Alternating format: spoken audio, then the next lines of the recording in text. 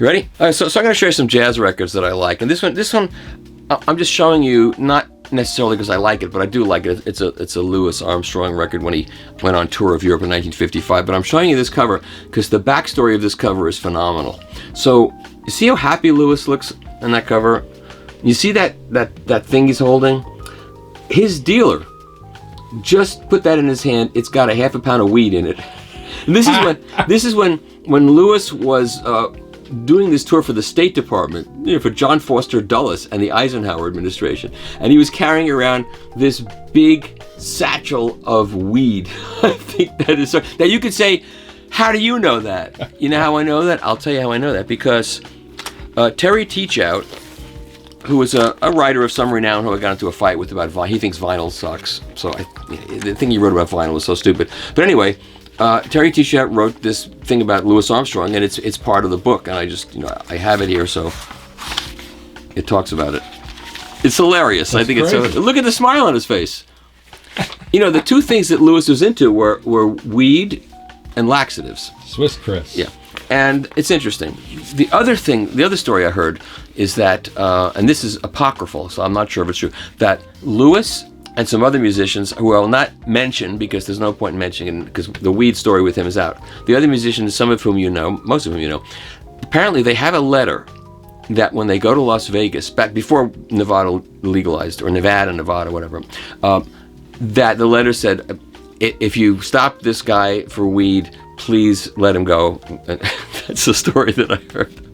Okay, and you're saying, are you smoking weed now while you're doing this? And the answer is not now, no.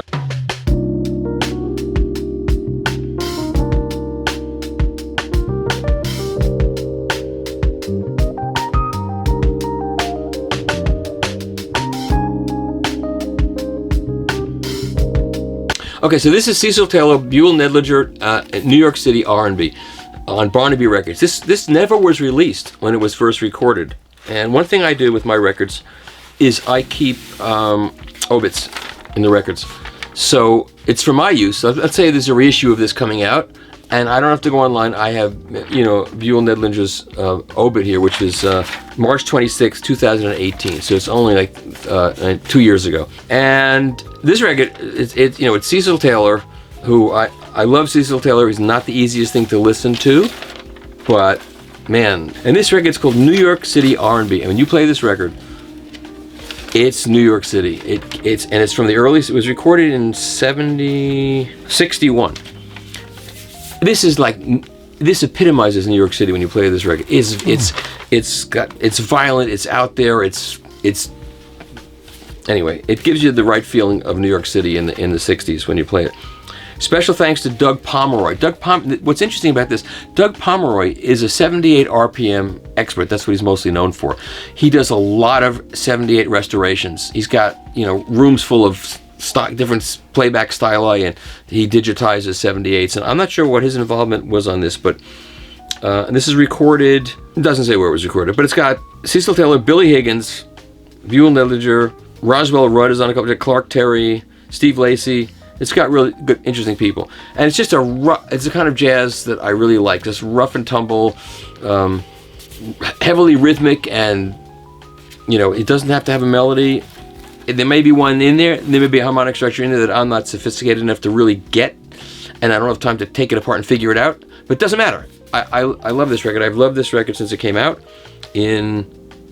Probably came out in the 70s at some point on Barnaby, which was actually a label. This is the Candid series, so it was originally recorded for Candid Records, and I think Barnaby was Archie Blier's label, Cadence. I think he started that label, maybe.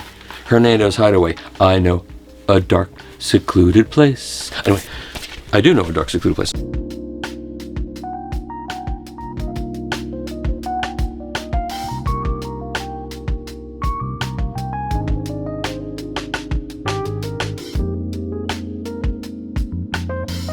This Mingus is also one of my favorites. This is like that Cecil Taylor record. It's raucous, it's raw, he's angry, and he's got Jackie Bayard on piano behind him, and Jay Berliner and Danny Richmond on drums, and tuba and trombone, and it's like, and he's pissed off, and he expresses his pissed off in this, and I like people who are pissed off. So this is an original, and it's in pretty good shape, and has this been reissued? I don't know, but it should be reissued.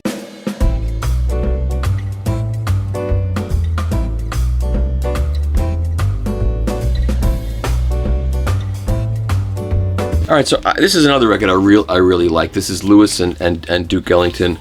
They got together and did this recording, small group. Bob Thiel produced it, and Ray Hall engineered it, probably at RCA Studios, but I don't know where. And this is an original red vinyl version. Wow. And this was done at, where was it? At Bell Sound. Bell Sound. Bell Sound in New York had this interesting cutting lathe that very few other people had, and the sound that they got there is absolutely tremendously dynamic and full-bodied, and a Bell Sound cut when you hear it. And at the show in New York a couple of years ago, I met a guy whose father used to cut records there at Bell Sound. I think his name was Sam Feldman. I think that's who it was, and you could see an SF in some of the records. And that was my father's initials, but I guarantee you he was not cutting any records. Let's see if this has SF in it. I don't see it. But this record sounds incredible. And Classic Records reissued this, and it sounds very good. But there's something about this original Bell Sound cut that's phenomenal. It's, it's Duke's Place, I'm a Lucky So-and-so, Cottontail, Mood Indigo. It's all things that, it's...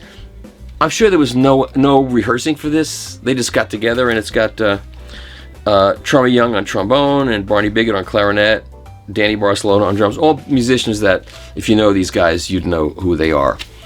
So it's just a fun record. And, jazz, when it was fun, was really fun. And it's become very cerebral and very, when you review the jazz record, you have to know mathematical theories. In order, well, this record is in 6/12 time, and that's fine too. I like a lot of that head stuff.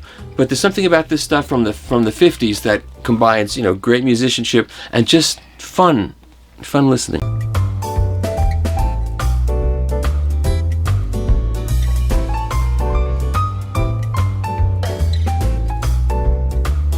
Please talk about your hi-fi, Michael. Why? Why do you have these pieces?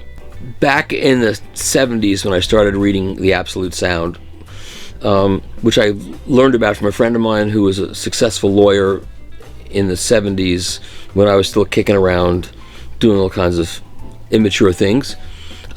He had audio research 3A preamp and a audio research amplifier and a pair of Magnapan Timpani 1Cs and a Kenwood KD 500 with a Sonos Blue cartridge and a Infinity Black Widow arm. I had never heard of any of this stuff. To me, hi-fi was what I read about in Stereo Review, which was really mainstream audio, and that to me was hi-fi. So I went to visit him, and there were these speakers that looked like room dividers, and I played David Bowie's "The Man Who Sold the World." I brought it with me and to his apartment, and I played it, and I had never heard anything remotely like that. And I was into hi-fi. I mean, I had AR speakers, and I had, that kind of basic stuff. And there was this whole other echelon of hi-fi, high-end audio that I had never heard of, which amazed me that I had never even heard of it. It was never even mentioned in the Stereo magazine that everybody thought was the authority. And then he showed me some copies of The Absolute Sound, and I looked through it, and I saw the prices, and I saw these brands I'd never heard of, and I knew it was nothing I could afford. But I heard how good it was, and I started reading the magazine, and even though I couldn't afford anything in it, and one of the annoying things about doing this now is people say, "This I can't. That's snake oil. Nothing should cost that much money. I can't afford that." And I couldn't afford any of it either, but I read it to learn about it, and I learned the language, and I learned what people were hearing, and it was an education. And then over time, I ended up writing for The Absolute Sound. That's a whole nother story, but I'll save that for my own video.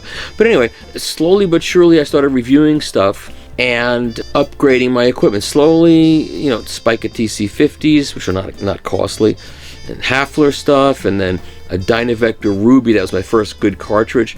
And over time, I started just upgrading, and making more money. I had a radio commercial business that made me some money.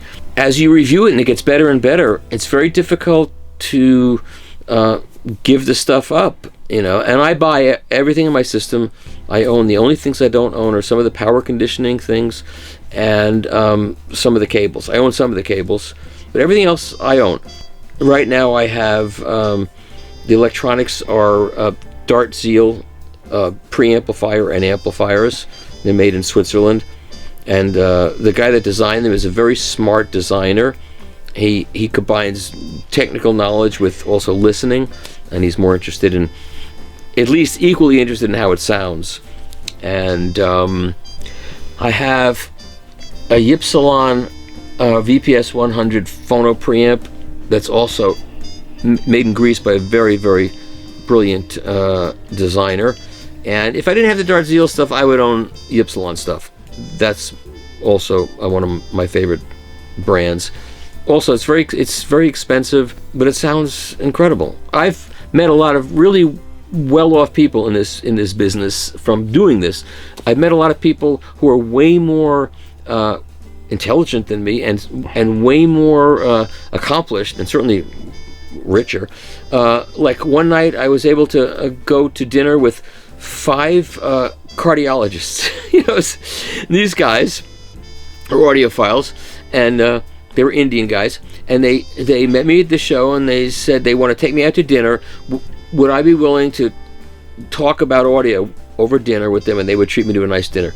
And I said, sure, as long as I'm able to talk about cardiology and heart health and everything else. And they said, sure.